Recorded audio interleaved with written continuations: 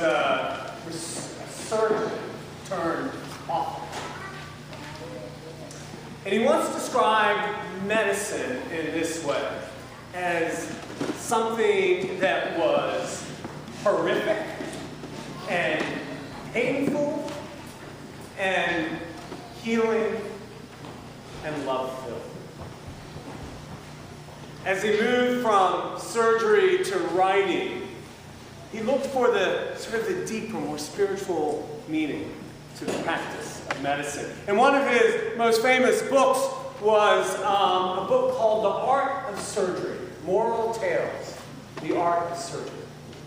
In that book, Seltzer describes this one experience where he had operated on a young woman. She had a tumor in her cheek, and he had taken out the tumor, but in doing the surgery, he had also severed this tiny facial muscle, leaving her face, as he described, with this clownish, palsy, twisted kind of grin. He was in the room when her husband saw her new face for the first time. Seltzer looked at them, and he said that they kind of made this circle, as if they were on the planet all by themselves. And then the woman looked at Seltzer and said, "Will I always look this way? Will this always be what my face looks like?" And Seltzer said to her, "Yes, I'm afraid it will." And she nodded and said not a word. Today we get a story of healing in Mark's Gospel. One of numerous healing stories for Mark. And actually, here's just a little gospel factoid. So across the three, what we call synoptic gospels, Matthew, Mark, and Luke, there are some 41 healing accounts. Mark has more stories of healing than either of the two other gospels, which is something to note because Mark actually is the shortest of the three gospels. But Mark, time and time again, is wanting us to know that Jesus can heal. And that's what we hear today.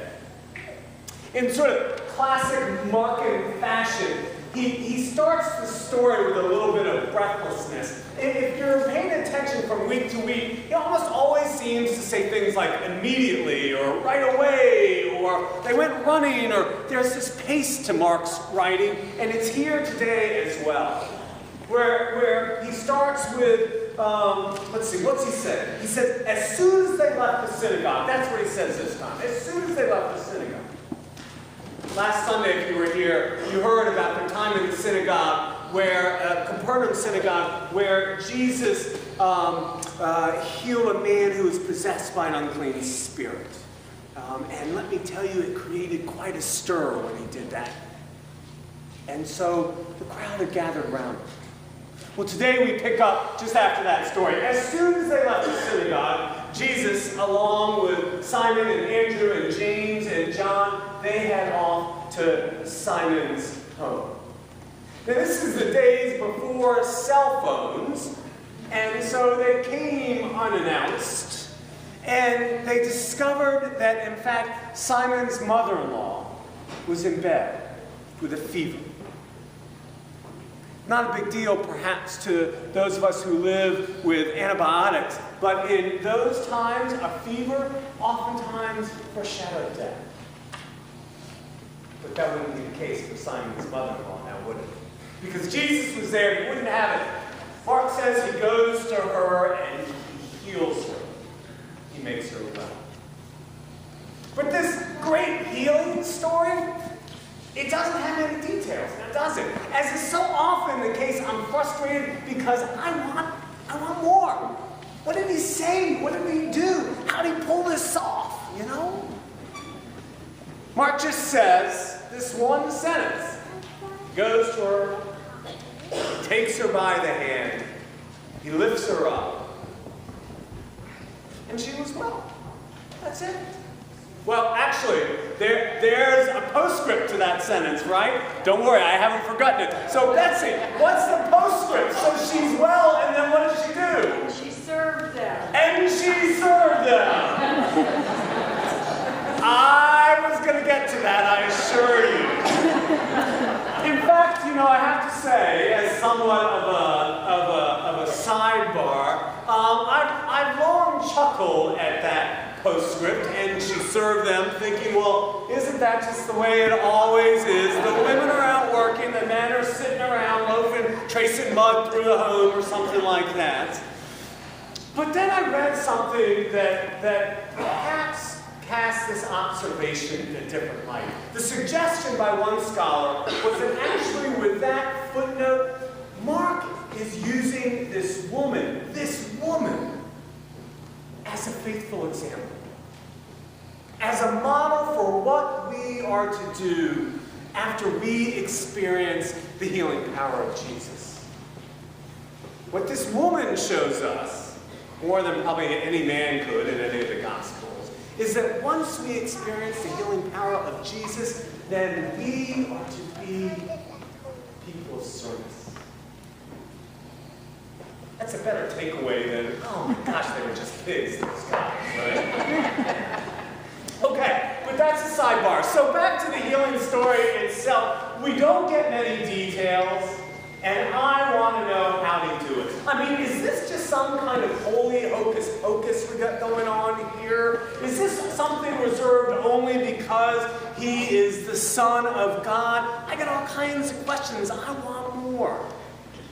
But then I think about it a little bit.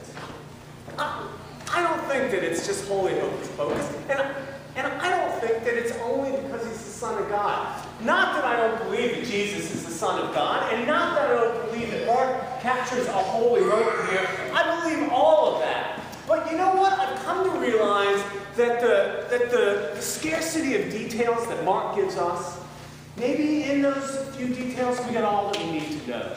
We've got all that we need to know. Go back to that sentence.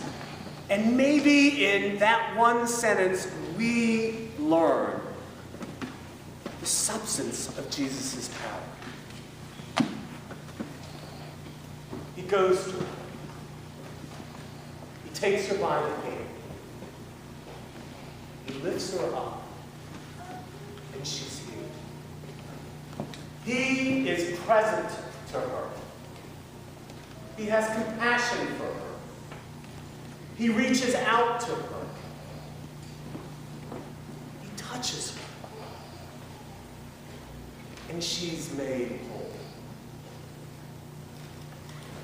At the beginning and at the end of this healing story, and maybe all our healing stories, God is present. And that's what Mark wants us to know. God is present. God sees us. God comes to us. God reaches out to us. God touches us. And God can make us whole. Maybe we don't need to know any more details than that. Maybe we need to know that and just one more thing. And that is, if that's the substance of Jesus' deepest power, then you know what? You and I, we can have a share of his power and his ministry too. You and I can have a share of his healing ministry that Jesus represents and bears into the world. Because you and I, we can go to people. We can be present to them. We can have compassion for them. We can see them in their pain. We can reach out to them. We can touch them. And in doing all of that, we can bear God's presence into their struggles.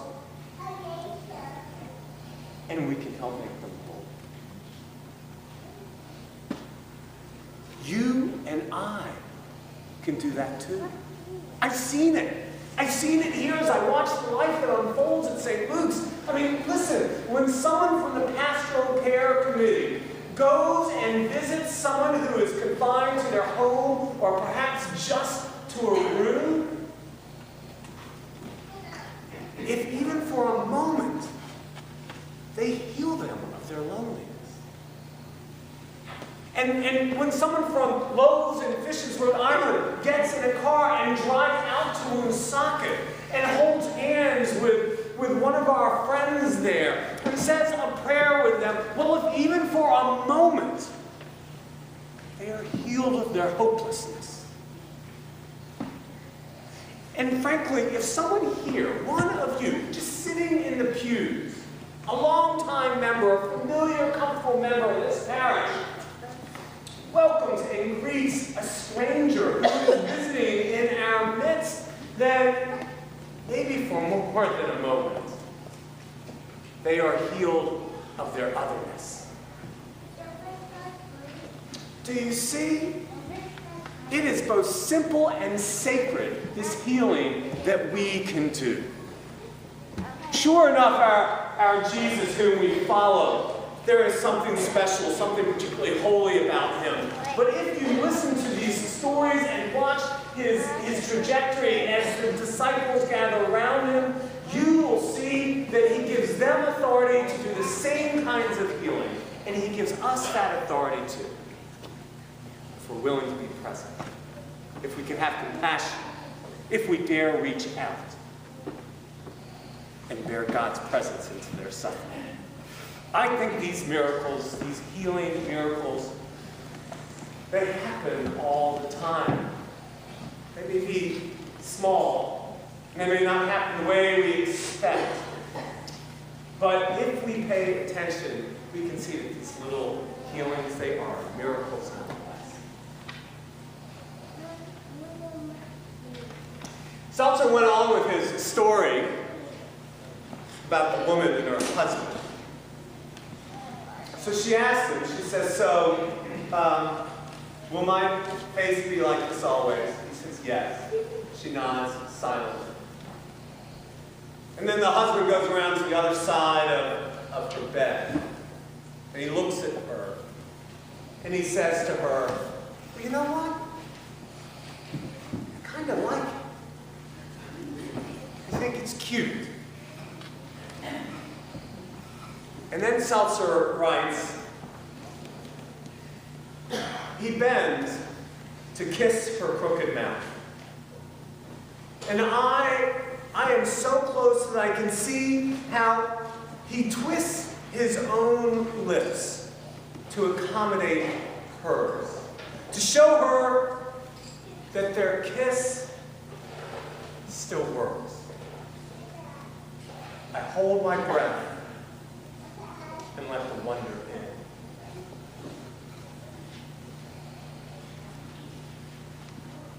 in. The miracle of healings still happens if we can but be present and let the wonder in. Amen.